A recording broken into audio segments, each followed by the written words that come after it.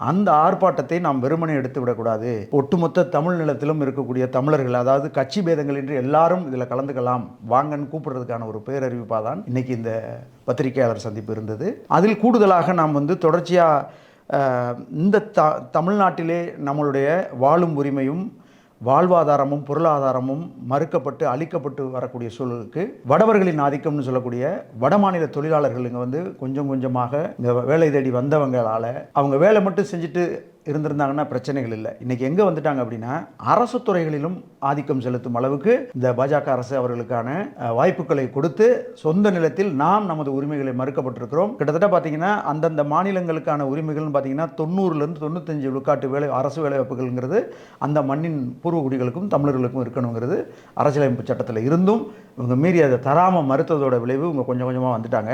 அதையும் கடந்து கிட்டத்தட்ட பார்த்தீங்கன்னா இப்போ ஒரு 10 ஆண்டுகளாகவே மெல்ல மெல்ல மெல்ல அவர்களால் நமக்கு ஏற்படக்கூடிய ஆபத்துங்கிறது